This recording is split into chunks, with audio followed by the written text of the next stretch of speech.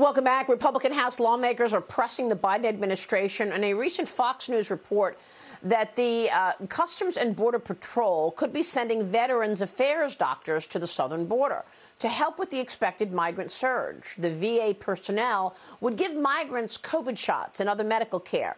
Over 50 Republican lawmakers writing a letter to Homeland Security Secretary Alejandro Mayorkas, calling the reported proposal, quote, deeply troubling. Joining me right now is New York Congresswoman and House Foreign Affairs Committee member Claudia Tenney. Congresswoman, it's good to see you. Thanks very much for being here. You signed on to that letter along with your colleagues in the House. Tell us about it. Thank you. Can you imagine we're going to spend even more resources taken out of the VA? Right now, we have waiting lines just to give care to veterans who served our nation who cannot get surgery. They cannot get life-saving care.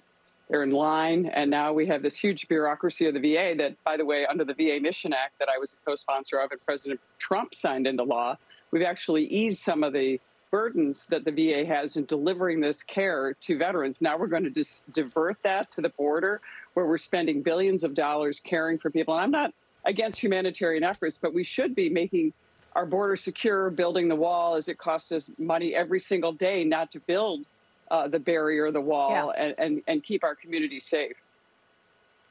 Well, that's right. They are removing Title 42. So instead of sending the illegal migrants back home, they're going to get doctors there to help them care for them and give them COVID shots. I mean, that is the plan. I'm a little confused about where we are in COVID because the Biden administration is extending the mask mandate on planes, and yet they're removing Title 42. Yeah, it's totally duplicitous by there. It's all about politics, as you know. But it's interesting that everything that the Biden administration does reminds me a lot of the former Mayor de Blasio of New York. Just when you see the common sense issue is let's secure the border, let's make sure that we keep something like Title 42 in place, where we have more than COVID problems. I've been to the border, you've been to the border. I watched as they took care of children coming at the border. The doctors examined them. That cost the taxpayers money. They had diseases like lice, which was prevalent, measles, mumps. Elderly people in some cases had tuberculosis. HIV/AIDS was also present at the border. All kinds of diseases there. It's not just COVID-19. But keeping this, I think the authoritarianism, again, it reminds me of de Blasio. I hate to make this terrible, but I can't think of anything worse.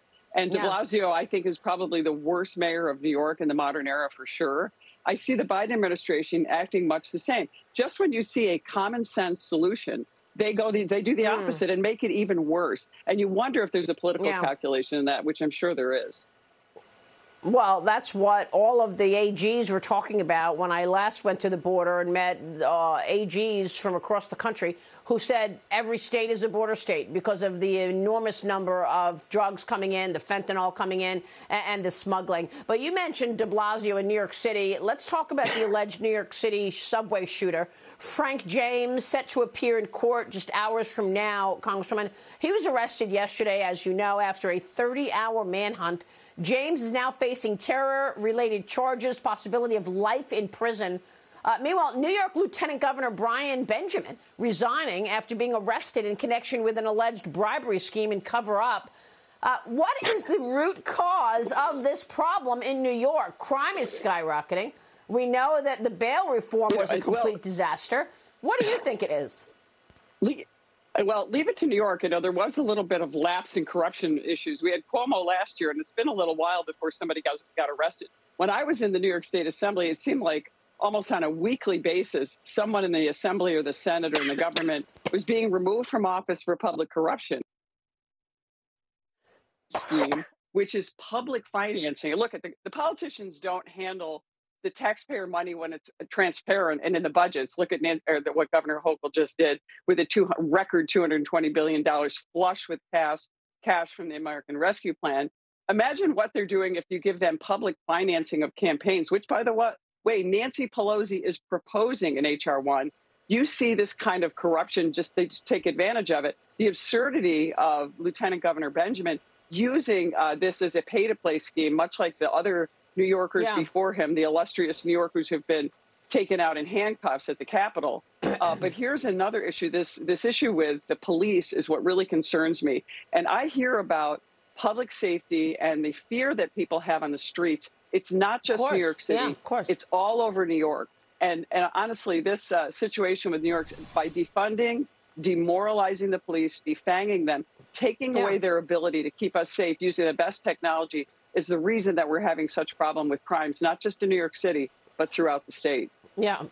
Well, it's very concerning. You're absolutely right. And, you know, during the campaign, Kamala Harris said she wanted to have this bail reform prevalent across the country, not just in New York and San Francisco. So now, you know, I mean, there's just so many issues to discuss. The White House is considering, apparently, according to reports, that they're going to send Vice President Kamala Harris or President Biden to Kyiv, Ukraine, to meet face-to-face with the Ukrainian President Zelensky.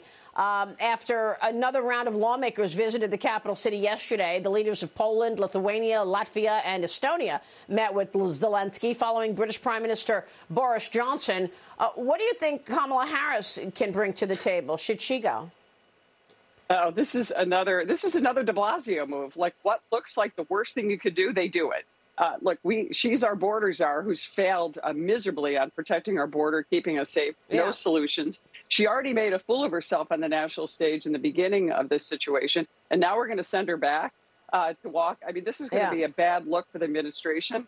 And I don't understand why they keep putting her out in public because she's proving that she just can't, you know, she can't handle the job. Well, it's really a disaster. All right. Congressman, it's great to see you. Claudia Tenney, thank you. We got some breaking news. Want to get to Morgan.